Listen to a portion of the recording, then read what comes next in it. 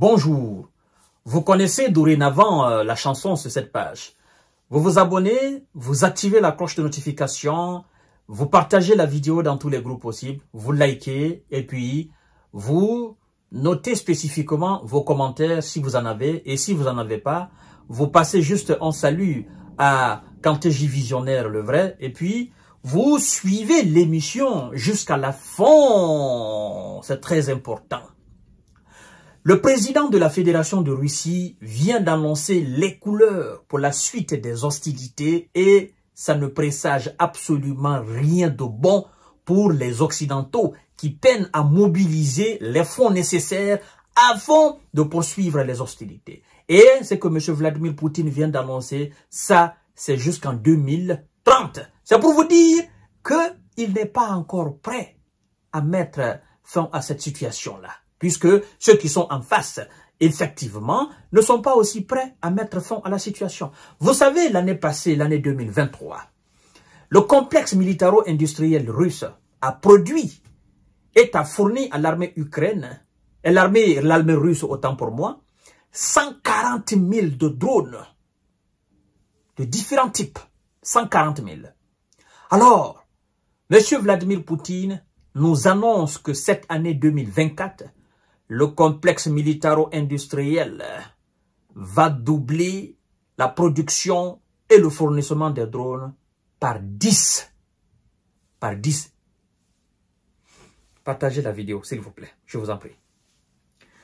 La production de drones devrait être presque multipliée par 10 cette année 2024 par rapport à la précédente, a annoncé Vladimir Poutine ce 19 septembre lors d'une réunion militaro-industrielle sur le développement de drones à des fins spéciales. Et puis, il y a autre point clé de cette réunion. Il faut que je vous les passe. Mais partagez la vidéo, je vous en prie. L'armée russe recevra ainsi un total d'1,4 million de drones en 2024. La Russie a multiplié la production d'armes particulièrement recherchées et à améliorer leurs caractéristiques en fonction de son expérience militaire en Ukraine. La Russie va mettre en place 48 centres spéciaux de conception et de production de drones d'ici 2030. La mise en œuvre du projet national sur les drones est la clé de la souveraineté technologique de la Russie dans ce domaine. Fin de citation. 1,4 million de drones cette année. La question qui nous vient en tête, la Russie enlève l'argent où? Une Russie qui est sous le coup des sanctions. Une Russie qui est en manque d'argent. Une Russie qui était dans une prophétie d'un des ministres, je crois bien désemparés, d'une certaine économie française. Hein? Et qui avait déclaré que la Russie, les sanctions européennes et américaines visaient à mettre la Russie à genoux. Cette Russie à genoux va multiplier sa production de drones pour 2024. Pendant que les Occidentaux peinent à fournir ne serait-ce que les 2 tiers ou les 1 tiers même de cette capacité en termes de drones aux Ukrainiens. Ils ont dit qu'ils vont produire 1 million d'obus. Monsieur Jens Stoltenberg, son mandat finit bientôt le mois de novembre. Il a été incapable de mobiliser les fonds au niveau européen pour fournir à l'Ukraine les 1 million d'obus. Même les 500 000, ils n'ont pas pu. La Russie, vous enlevez l'argent où? On a gelé plus de 200 milliards d'euros qui appartiennent à la Russie. Et on a gelé aussi les intérêts sur ces 200 milliards. Parce que vous devez savoir, les avoirs russes continuent toujours de fonctionner. Et il y a des intérêts qui montent chaque mois. La Russie, vous enlevez l'argent où? est-ce que vous fabriquez l'argent? Mesdames et messieurs, rendons à César ce qu'il appartient et à Dieu ce qu'il appartient.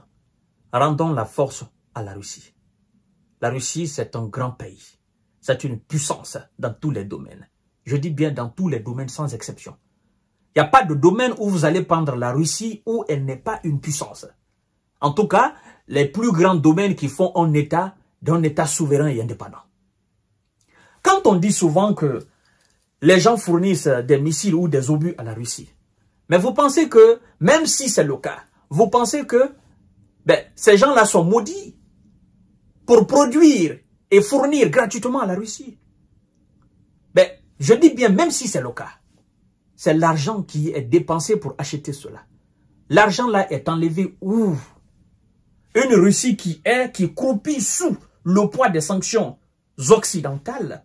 Cette Russie arrive à multiplier sa production d'armes de tout type, pendant que l'Europe et l'Amérique, qui ne sont pas sous une sanction, peinent à mobiliser les fonds pour soutenir l'Ukraine.